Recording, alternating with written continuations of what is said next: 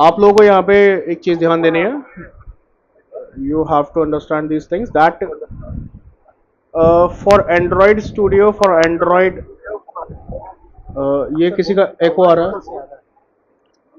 May be वाम से आपकी तरफ. या perfect. So into the development of Android Studio or into the development of Android applications, what we have, हम लोगों को यहाँ पे एक ना एक प्रोग्रामिंग लैंग्वेज चाहिए होती है जिस प्रोग्रामिंग लैंग्वेज को यूज करके हम लोग डेवलपमेंट कर सकते हैं. ठीक है, we require specified programming language to develop something और to develop a specified part. What does it mean? That into previous days we need Java. हम लोगों को जावा की आवश्यकता पड़ती थी. Similarly in today's era, because of some restrictions, we need another thing called Kotlin. हम लोग यहाँ पे जावा के अंदर कुछ दिक्कतें ऐसी थी जिसकी वजह से हमने जावा को रिप्लेस करके कॉटलिन का सहारा लिया है जब हम कॉटलिन को यूज कर रहे हैं. Okay, now the question arises,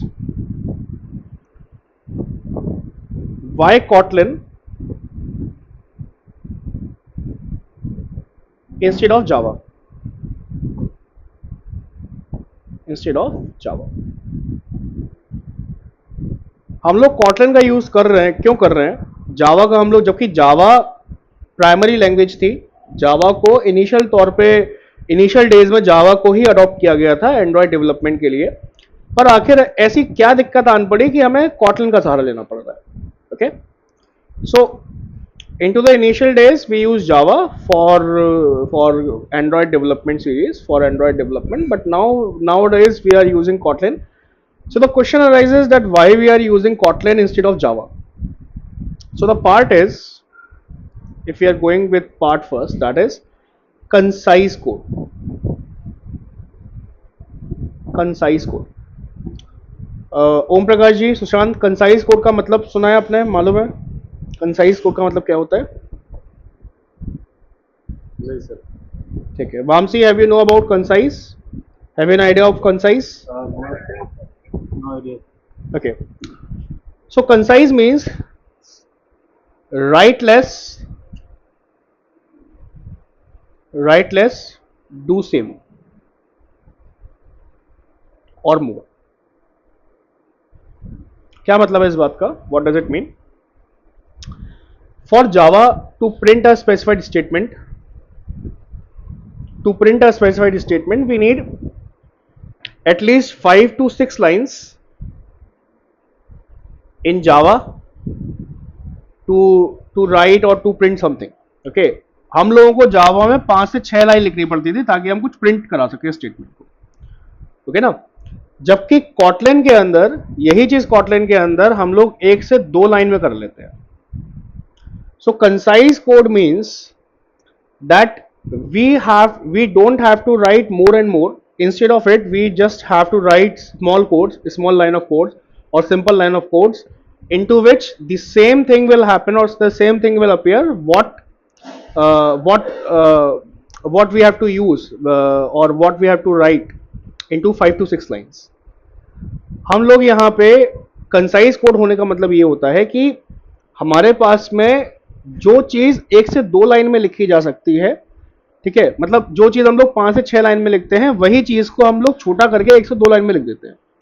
सो जहां जावा के अंदर हम लोग 5 से 6 लाइन में कोई कोड लिख पाते थे, कॉटलिन के अंदर सेम चीज हमारे पास 1 से 2 लाइंस में आ गई.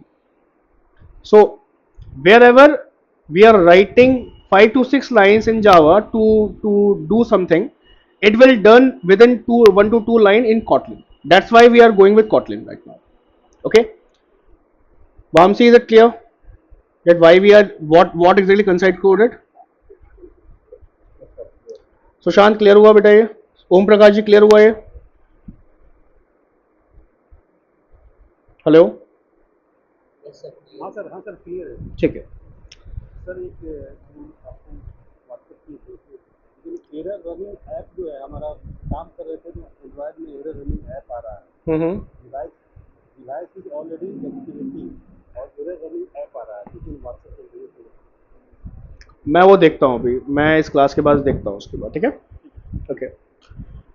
Now the second thing is null point exception error.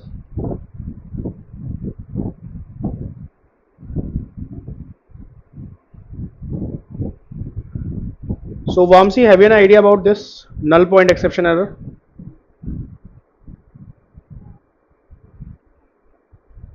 इसको बाहर नहीं बताया Okay. because different Okay. No problem on it. Sushant, null point exception error मालूम है?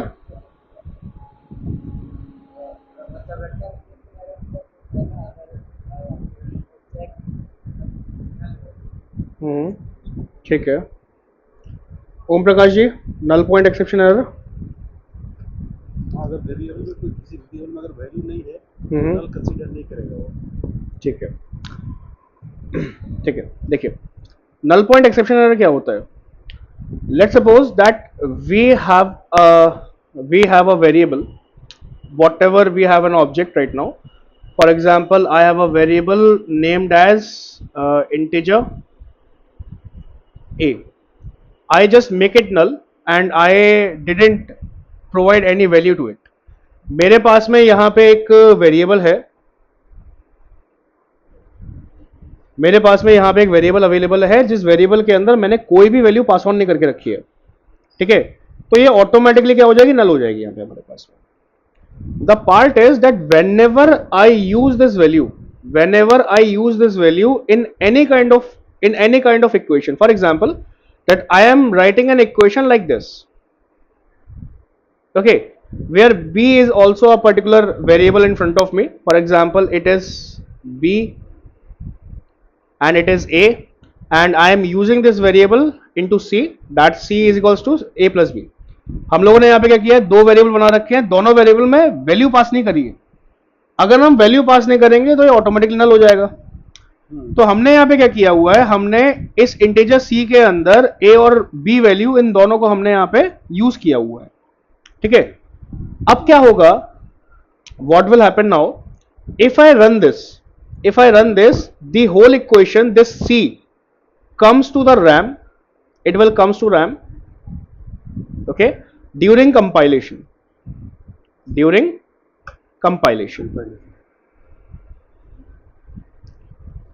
So when the compiler comes and identify these variables as well as identify the values, it seems to be null because we are making it null because we didn't provide any value to it. That's why it becomes null.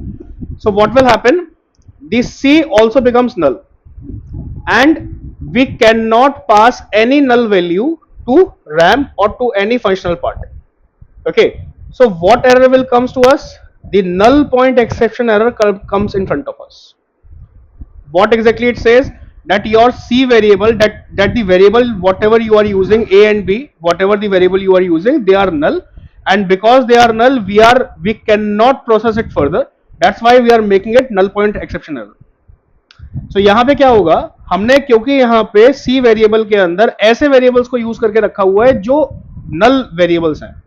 सो जब भी ये compile होंगे, compile होने के time पे क्या होगा, ये वैल्यूज या ये वेरिएबल्स क्योंकि नल है, आपका कंपाइलर बोलेगा कि भाई जो भी आपने यहाँ पे वेरिएबल दिए हुए ये तो नल है, इनके अंदर कोई वैल्यू तो अवेलेबल नहीं है.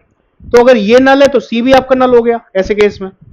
तो फॉर दैट थिंग क्या होता है, ये आपको आगे नहीं बढ़ने देता और जो एरर देता है उस एरर को बोलते हैं नल पॉइंट एक्सेप्शन एरर. ठीक है, जावा के अंदर नल पॉइंट एक्सेप्शन एरर बहुत कॉमन चीज है.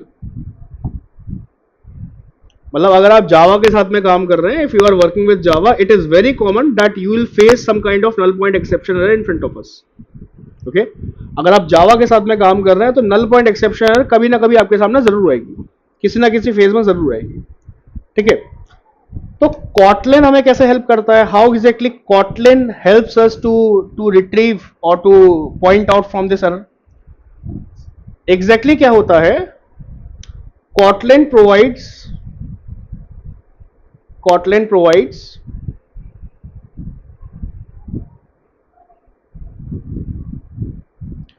null safety to us. So what exactly null safety is, let's suppose if I didn't provide any value in front of me, if I didn't provide any kind of value to a variable, it will shows me error. What error it will shows to us? That whenever I'll use this null variable into an equation, it will shows me that your variable contains null value and you have to provide some kind of value to it, otherwise it cannot be processed further. Okay, Vamsi, is it clear?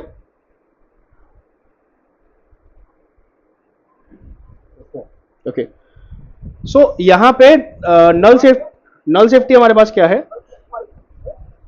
Vamsi, there is एको, या sure.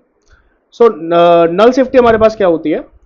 अगर मैं किसी ऐसे variable को अपनी equation के अंदर use करूं जो वेरिएबल नल है, ठीक है, ऐसे केस में मेरा जो कॉटलिन होगा मुझे आगे बढ़ने ही नहीं देगा किसी भी हालत में. रीजन, क्योंकि हमारे पास वैल्यू नल है. फॉर दैट थिंग हमें यहां पे ये प्रोवाइड कराना पड़ेगा, ये बताना पड़ेगा, किसी इक्वेशन के अंदर हमें मेंशन कराना होता है कि भाई हमारा जो वेरिएबल है वो नल है. और ये एक्सेप्शन हम बताते कैसे? क्वेश्चन मार्क से बताते हैं हम ये पार्ट. तो ये चीज आपके सामने आगे आएगी, इसमें कुछ भी अभी कोई पैनिक होने की जरूरत नहीं है कि ये चीज क्या है क्या नहीं. ये बस मैं आपको आइडिया दे रहा हूं कि why we are using Kotlin instead of Java. So दो मेजर फैक्टर्स हमारे पास में है. Two major factors we have right now to use Kotlin instead of Java. The first one is concise code that write less, do more. That is the feature of Kotlin. And the second feature is null point exception. Null point exception means that because Kotlin provides us some kind of null safety operators, by these operators we are able to point out or to detect whether we have null values or not. So हम लोग यहाँ पे जावा की जगह पे Kotlin क्यों use कर रहे हैं? एक वजह है क्योंकि हम लोग कंसाइज कोड को यूज कर रहे हैं. दैट मीन्स हम कम लिखेंगे, ज्यादा काम करेंगे, जबकि जावा के अंदर सेम काम हम लोग बहुत सारी लाइंस को लिख के कर रहे थे. ठीक है. और दूसरी पार्ट क्या है हमारे पास में? नल पॉइंट एक्सेप्शन एरर, कि हम लोग कॉटलिन के कुछ ऑपरेटर्स की मदद से ये फाइंड आउट कर सकते हैं इजीली कि कौन सा ऑपरेटर, क्या चीज हमारे पास नल है क्या नहीं, ताकि हम उसे डिटेक्ट करके उस पर काम कर सकें. ठीक है सर. जी सर, कुछ हाँ बताइए बताइए. बोल रहा था जैसे मान ली सर प्रोग्राम जो हमने लिखा, हाँ जी, तो वेरिएबल को बहुत रन करेंगे. हाँ रन करेंगे, स्टार्टिंग में फर्स्ट एरर मिलेगा अगर नल को मिला कि इंटीजर एक नल है, तो स्टॉप कर देगा. ऐसा होगा अगर आपका ए ऑपरेटर नल है तो यहां पे दो चीजें होती है. मैं आपको दोनों चीजें समझा देता हूं. Vamsi, have you understand the question?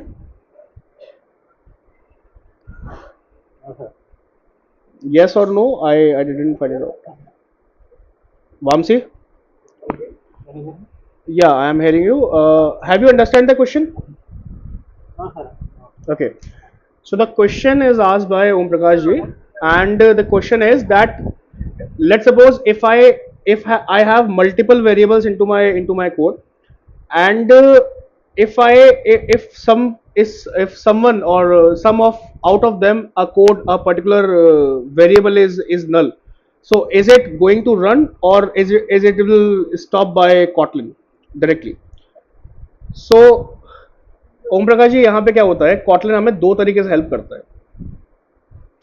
Let's suppose आपके पास कोई वेरिएबल नल है, मान लेते हैं ए का वेरिएबल आपके पास नल है, और अगर आप इसको किसी इक्वेशन में यूज करने जाएंगे तो ये इधर ही आपको एरर दे देगा.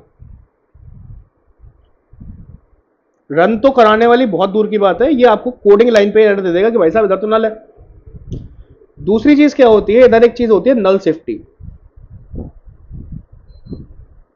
नल सेफ्टी, नल सेफ्टी के अंदर क्या होता है, लेट्स सपोज कि आपने यहां पे कॉटलिन को ये बता के रखा हुआ है कि भाई साहब ये मेरा वेरिएबल कभी के बाद में इसमें वैल्यू होती है, कभी कभी इसमें वैल्यू नहीं होती है, ऐसा आपने बता रखा है इसके अंदर. तो जब भी ये यूज करेगा ना इसको, जब भी ये इसको यूज करेगा, पहले ये चेक करेगा इसमें वैल्यू है कि नहीं है. ठीक है.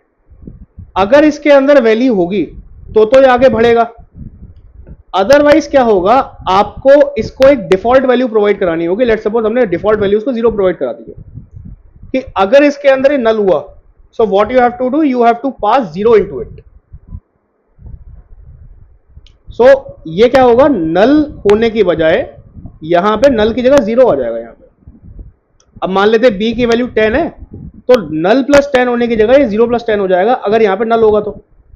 और बाई चांस इसके अंदर वैल्यू हुई तो मान लेते 10 अगर इसके अंदर वैल्यू है तो 10 ही दिखाएगा, दिखाएगा आपको। क्या चीज? अगर सपोज स्ट्रिंग रहेगा, टेक्स्ट रहेगा तो टेक्स्ट रहेगा तो भी आपको इसके अंदर कुछ ना कुछ वैल्यू प्रोवाइड करानी होगी इसके अंदर। फॉर एग्जाम्पल अगर आपके पास ये स्ट्रिंग रहता है तो यहां पे आप इसको एक डिफॉल्ट वैल्यू, मतलब बात ये है आप इसको डिफॉल्ट वैल्यू प्रोवाइड करा देते हैं कि अगर ये नहीं हुआ तो आप डिफॉल्ट वैल्यू उसको यूज कर लेना। और स्ट्रिंग के साथ में फायदा ये रहता है कि आप डबल कोट्स दे देते हैं एक्चुअल में इसको। हाँ, वो तो सर जैसे मान लिया हम लोग वेरिएबल डिफाइन किए हम्म। या स्ट्रिंग में सपोज स्ट्रिंग टाइप में एक डबल कोट देते हैं। हाँ अगर इसमें अगर या तो जीरो या डबल कोट नहीं देते तब वो मतलब हाँ, तब वो जानेगा नल है इसका। तो जब ये नल देगा ना इसको, जब आप इसे नल देंगे, मतलब जब आपने नल सेफ्टी लगा रखी हुई है, तो उस केस में क्या होगा, उस केस में अगर आपने इसके अंदर कोई वैल्यू पास ऑन नहीं करके रखी हुई है तो आपसे बोलेगा कि भाई आप इसके अंदर डिफॉल्ट वैल्यू प्रोवाइड करा दो। ये इसका फायदा रहता है कॉटन का। जावा आपसे कुछ नहीं बोलता, जावा में आपको ध्यान रखना होता है, ठीक है। So Vamsi, what exactly happening here? Let's suppose we have two different conditions. One is that we are getting a is equals to null, that we didn't pass any kind of value into a. Now if we going to use this variable a into another variable as a reference, as an identifier, so it will stop me at this position only. Okay, it will not go further for running and so on, because at the same time it shows me error that your variable is null and you are not be allowed to use this variable into an equation. Okay, is it clear, Vamsi, that we are not going into compiler section? Before it we are stopping at the development level. Okay. Secondly, similarly, if we have some kind of operators available in front of us, we will use these operators to provide some kind of information to Kotlin that this variable is null.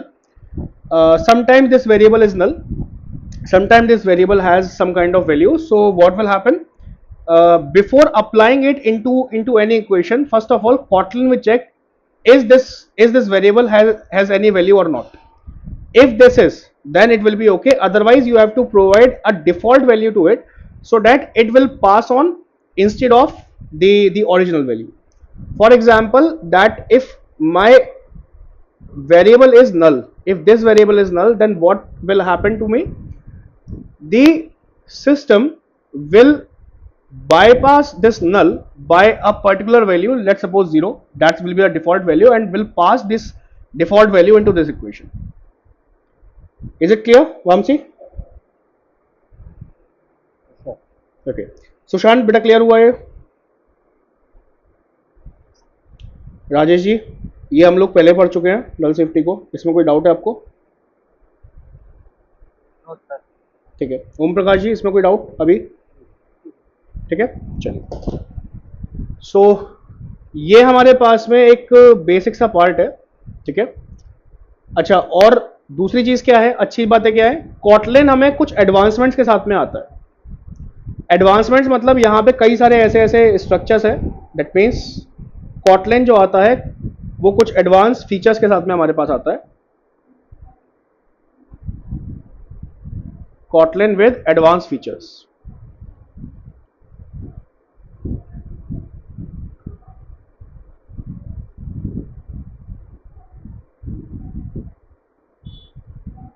So advance features का मतलब क्या हुआ, जावा के अंदर कुछ ऐसे features थे जो कॉटलिन में भी आए हैं, पर कॉटलिन के अंदर कुछ ऐसे फीचर्स हैं जावा के अंदर नहीं है, ठीक है।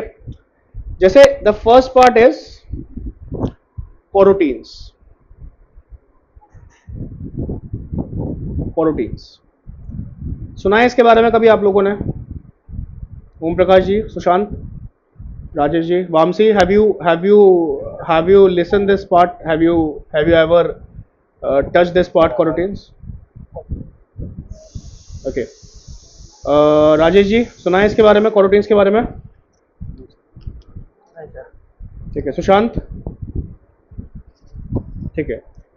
आप लोगों ने थ्रेडिंग सुना है? थ्रेडिंग वर्ड, थ्रेड, ट्रेडिंग तो सुना थ्रेडिंग सुना है? राजेश जी थ्रेड सुना है? हाँ हाँ वो तो पता है। ठीक है। सुशांत थ्रेड सुना है?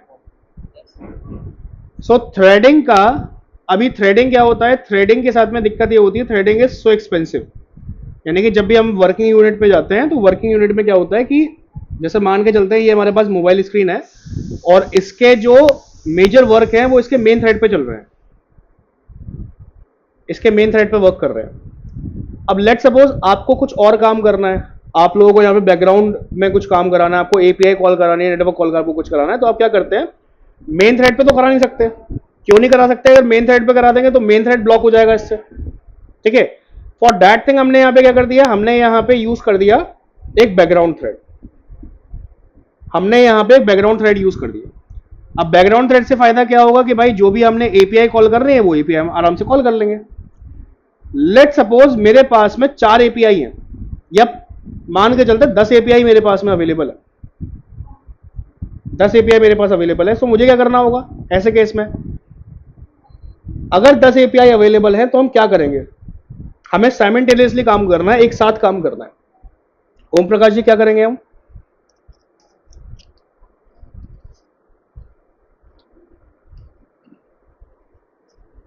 ओम प्रकाश जी, हाँ सर। अगर हमारे पास, जैसे मैंने अभी बताया कि एपीआई के लिए हमने बैकग्राउंड थ्रेड बना लिया है, ठीक है, अगर मेरे पास 10 एपीआई हैं और 10 की 10 एपीआई को मुझे साथ में कॉल करना है, साथ में काम कराना है, तो हम क्या करेंगे?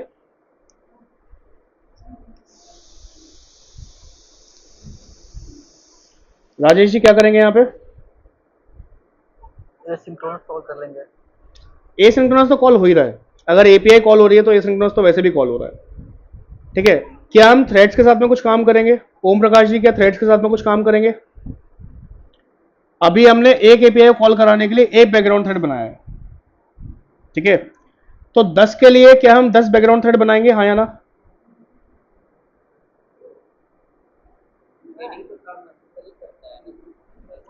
है ना, मतलब अगर हमें 10 एपीआई चलाने 10 बैकग्राउंड थ्रेड बनाने पड़ेंगे, ये कह रहे हो ना, है ना?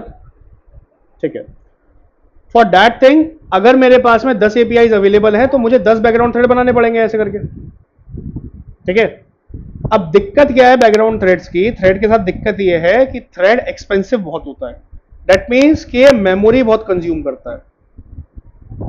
ठीक है, और बार बार थ्रेड बनाने से क्या होगा, हमें इनको मैनेज करने में दिक्कत आती है। बात समझ में आ गई आप लोगों को? तो इसकी जगह पे क्या बना है, कॉरोटीन्स आए हुए हैं इसकी जगह पे। कॉरोटीन क्या बोलता है कि भाई साहब आपको 10 बैकग्राउंड थ्रेड बनाने की जरूरत नहीं है, आपको यहां पे 10 बैकग्राउंड थ्रेड बनाने की जरूरत नहीं है, इंस्टेड ऑफ इट क्या होगा, आप एक बैकग्राउंड थ्रेड बनाओ और एक बैकग्राउंड थ्रेड के ऊपर छोटा सा एक मेमोरी एलोकेट हो जाता है एज अ कॉरोटीन। ठीक है, इस पैकेट के अंदर सारी की सारी जो भी आप प्रोसेस बोलोगे चलती रहेगी, दैट इज कॉल्ड कॉरोटीन। सो आपको मल्टीपल बैकग्राउंड थ्रेड बनाने की जरूरत नहीं पड़ेगी, एक ही बैकग्राउंड थ्रेड के ऊपर मल्टीपल कॉरोटीन्स बन जाते हैं जो छोटे छोटे से होते हैं और वो एक साथ आपकी 10 की 10 एपीआई को चला देते हैं। ये फायदा है एडवांस फीचर्स का यहाँ पे कॉरोटीन्स का। बात समझ में आई आपको? तो ये एडवांस प्रोग्रामिंग के अंदर आता है पार्ट पूरा। ओके, आपने जो स्टार्टिंग में मुझसे एक क्वेश्चन पूछा था कि क्या हम लोग इतने कैपेबल हो जाएंगे कि हम लोग डेटाबेस को, बड़े बड़े डेटा सेट को मैनेज कर सकते हैं, तो वो बड़ा डेटा सेट कॉरोटीन से ही मैनेज होगा आपका। ठीक है, राजेश जी इसमें कोई डाउट है आपको? नहीं सर। सुशांत इसमें कोई डाउट है? नहीं, okay. So Vamsi, what exactly happening here, let's suppose that I, okay, let's suppose what exactly the concept of thread. So thread is comes under asynchronous programming. Let's suppose that I have a mobile application and some of the operations are run over our main thread. Okay, now I need to call an API.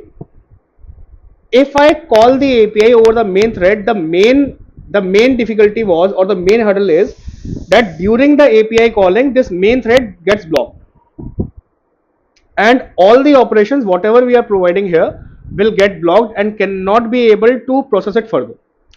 For that thing, to avoid this thing, we are going to create a background thread Okay, like this we are going to create a background thread, and on this background thread we are going to run the API. Now this is okay for 1 to through 2 API, there is no any error available. But what happens when we have 10 number of APIs available and I have to run all of them simultaneously? For that thing I have to use, or I have to create multiple background threads there. But the problem with background threads is, or the problem of creating a thread is, or multiple threads is, that they are so expensive. Expensive means that they consume lot of memory. If I go with lot of number of threads, the memory gets consumed, and the memory for the main thread getting low, and we are not be able, or indirectly you can say indirectly, we just block the main thread. Okay, my application got hanged, and there are a lot of problem available if this case available, if this case comes in front of us. So for that thing, coroutines comes into the picture. How exactly coroutines helps us? Coroutines are the small unit of memory which are used to do some work. Okay. So instead of creating multiple background threads, we just create multiple coroutines over a single background thread, and we can create, or we can put all the APIs, all the 10 to 20 APIs, whatever we need, into these API, into these coroutines. So instead of creating multiple background threads over one background thread, there will be multiple coroutines. And these multiple coroutines, because they are not so expensive, because they are very small in size, that's why they cannot get blocked by this main thread, and they are easy to manage. Why they are easy to manage? Because if I need to close them, I just have to close this background thread. If I close this background thread, what will happen? All the coroutines whatever I made over this will get vanished. Okay, so that's why into the current programming series, into the current programming part, coroutines are highly used into Kotlin. Vamsi, is it clear? Yes, sir. So basically, it is something related to Kind of, kind of. Okay, so let's move to the part of that, how exactly or why exactly we are going to use this. Okay, so now for that thing, I am providing a documentation to you guys. Okay, this documentation is this Kotlin documentation. Okay, so I am passing this part into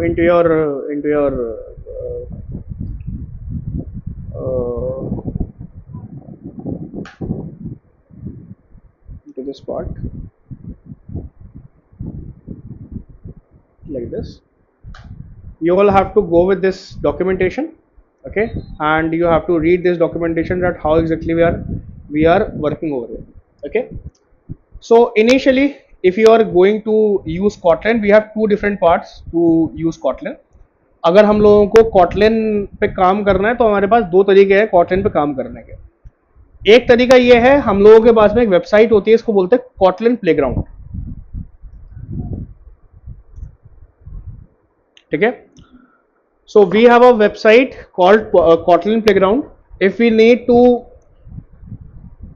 do some basic functions or do some basic practice over it, so we will go with this Kotlin playground. This Kotlin playground provides an environment to us to write Kotlin programs whatever we need. Okay, is it clear? Vamsi, ये clear है? Rajesh ji clear है? Sushant, is it clear? Already you are using this?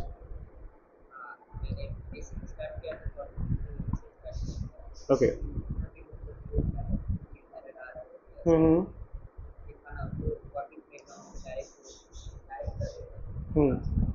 ठीक है. सो एक तरीका तो ये है आप लोगों के पास में, आप लोग डायरेक्टली Kotlin प्लेग्राउंड से काम कर सकते हैं. The second part is, that is some kind of expensive, that is IntelliJ IDEA. IntelliJ IDEA, like this. So this is an official software for Kotlin, and this jet brains this ये जो intelligent idea है, ये intelligent idea own jet brains own करता है intelligent idea. और आप ये भी बोल सकते हैं जो एग्जैक्ट कॉटलिन डेवलप करने का श्रेय भी जाता है वो भी जेट ब्रेन्स को ही जाता है। कॉटलिन भी जो डेवलप करी है वो भी जेट ब्रेन्स नहीं करी। अगर आप यहां पे देखेंगे भी हु डेवलप्स कॉटलिन, तो जनरली आप जेट ब्रेन्स देखेंगे। कॉटलिन जो है वो जेट ब्रेन्स ने ही डेवलप करी थी, ठीक है। तो जेट ब्रेन्स आपको एक ऑफिशियल एक आईडी प्रोवाइड कराता है, ऑफिशियल इंटीग्रेटेड डेवलपमेंट एनवायरनमेंट आपको प्रोवाइड कराता है, जिसके अंदर आप कॉटलिन की सही से स्टडी या कॉटलिन का जो भी आपको काम करना है वो कर सकते हैं, ठीक है। Okay, so Vamsi, there is a thing that you already downloaded this JetBrains ना, this IntelliJ idea. Okay, Sushant, intelligent idea है आपके पास में ये सिस्टम में कर रहे हो आप, ठीक है। राजेश जी, इंटेलिजेंट आइडिया है आपके पास में? डाउनलोड कर लिया था, आपके पास नहीं है, कोई दिक्कत नहीं है, मैं आपको इसकी लिंक प्रोवाइड करा देता हूँ, आप इसको डाउनलोड कर लीजिएगा। ध्यान रखिएगा इंटेलिजेंट आइडिया पेड वर्जन है, ठीक है। पेड का अच्छा, आपको पेड नहीं कर, आपको इसको पे नहीं करना है। जैसे अगर हम डाउनलोड पे क्लिक करते हैं तो अगर आप देखेंगे तो ये पेड वर्जन है, देखिए 30 दिखा है ना, फ्री 30 डे ट्रायल, तो ये पेड वर्जन है। Instead of using paid version हम लोग यहाँ पे यूज करते हैं कम्युनिटी एडिशन, ठीक है। तो आप मुझे एक मिनट दीजिए, मैं आपको कम्युनिटी एडिशन ढूंढ के देता हूँ। क्या नाम था, मनोज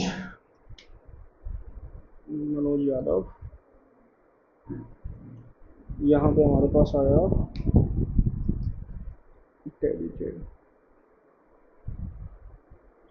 आइडिया। ओके परफेक्ट, ये हमारे पास इंटेलिजेंट आइडिया है। अभी मेरे पास में ये जो इंटेलिजेंट आइडिया है ये है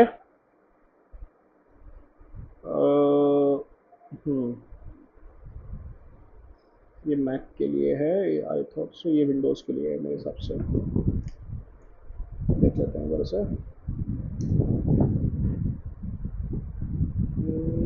ये हमारे पास में ऐसे आ रहा है आइडिया डाउनलोड,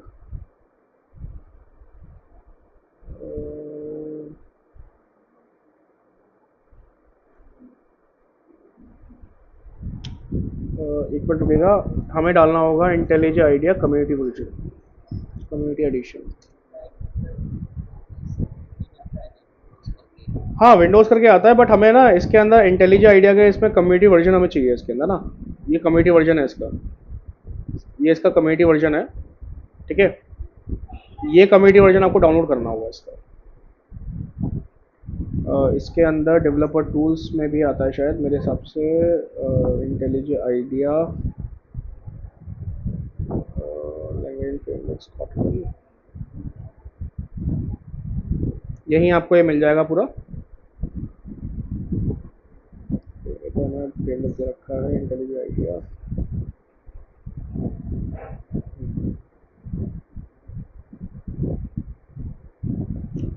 तो इसका मैं आपको ना एक बार लिंक भेजता हूँ, आप लोग इसको एक बार चेक, आप इसको चेक करिएगा। बाकी लोगों ने, आप लोगों ने इसको डाउनलोड करके रखा हुआ है तो इट्स गुड, बाकी इसको देखेगा एक बार। मैक के लिए हमें नहीं करना है, let me introduce this part, copy. Intelligent idea आपको कॉटलिन प्रोग्रामिंग में हेल्प करेगा, ठीक है। एक्चुअली होता क्या है कि अगर आप कॉटलिन के अंदर प्लेग्राउंड पे काम करते हैं ना, तो आप जो इसके ओएस लेवल के वर्क है ना वो नहीं कर पाएंगे। ओएस लेवल का वर्क का मतलब जैसे कोरोटीन्स को आपको यूज करना है तो कोरोटीन्स को डायरेक्टली यूज नहीं कर सकते हैं इसके अंदर, ठीक है ना। या आपको कॉटलिन के अंदर कुछ ऐसा फ्रेमवर्क यूज करना है जो सिर्फ और सिर्फ ओएस लेवल पे काम करेगा, फॉर दैट थिंग आपको ये आईडी का यूज करना ही पड़ेगा कहीं ना। मतलब बात ये है कि आपको आईडी ज्यादा पावर देता है, ऑफलाइन आईडी ज्यादा पावर देता है as compare to online ID, ठीक है ना। तो इसके लिए आपको इसको जाना पड़ेगा, EXE लिखता हूँ, हो सकता है इसको काम का कुछ। ओके परफेक्ट, ये EXE में आ जाएगा आपका। तो आपको क्या करना है, यहाँ पे इसको मैं आपको पेस्ट कर देता हूँ यहाँ पे, देख लीजिएगा आप लोग इसको।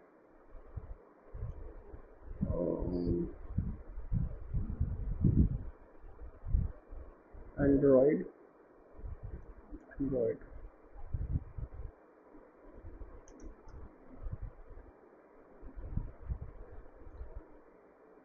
देखिए राजेश जी, मैंने ये भेज दिया आपको।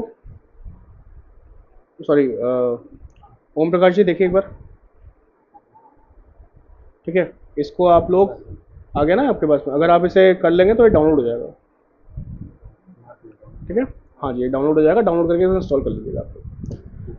सो एग्जैक्टली कैसा दिखाई देता है ये, लेट्स वर्क ओवर इट। सो एक चीज और है, one more thing is, always remember that this documentation is so helpful for us.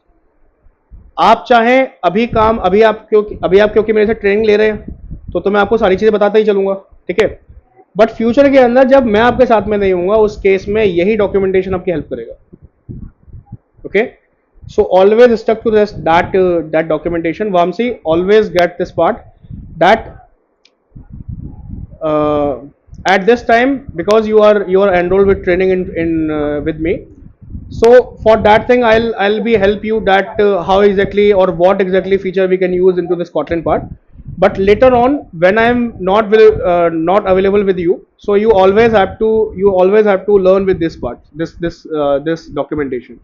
Always have to use this documentation for understanding all the concepts, whatever uh, Kotlin will, or whatever Kotlin uses or Kotlin starts into this.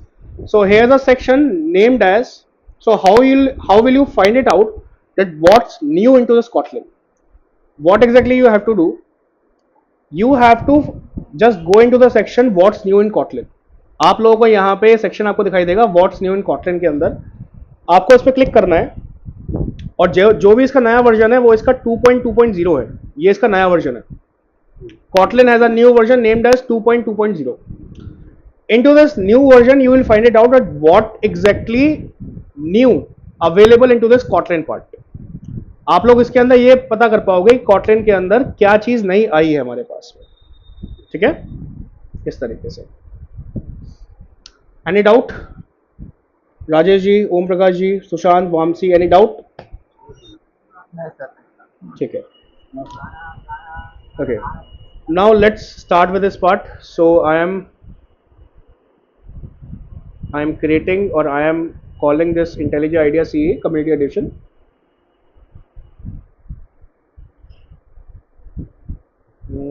I first have to put this.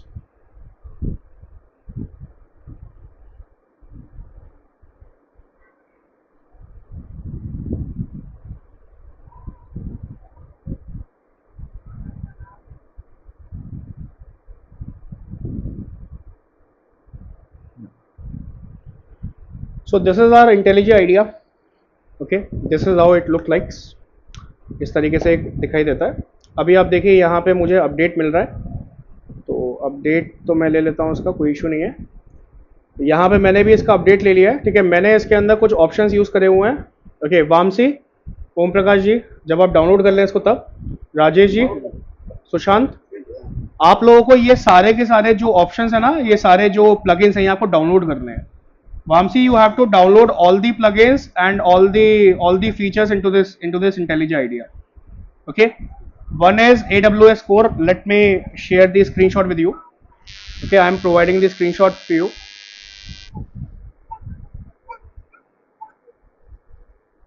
Just a minute.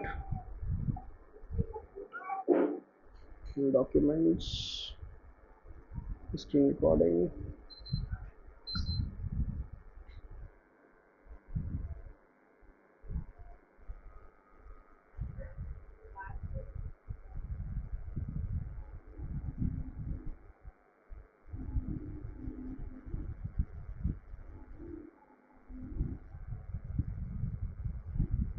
Okay, मैंने आप लोगों को एक screenshot provide कराया है। I provided a screenshot to you. You just have to install all the levels, all the options, whatever mentioned into these parts. Okay,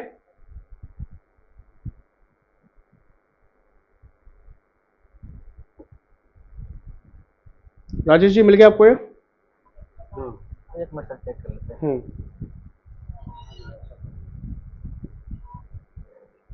आ गया sir, आ गया। Okay, ये सारे के सारे क्या चीज़ें हैं, जैसे इसमें एक AWS कोर है, ये क्लाउड के लिए होता है, जब भी हम अपने एप्लीकेशन को क्लाउड से कनेक्ट करेंगे तो काम में आएगा। एक है इसके अंदर Docker. Vamsi, have an idea about Docker?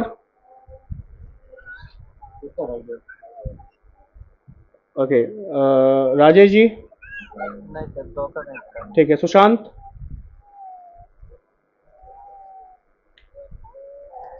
Okay, Om Prakash ji, Docker के बारे में कुछ मालूम है आपको?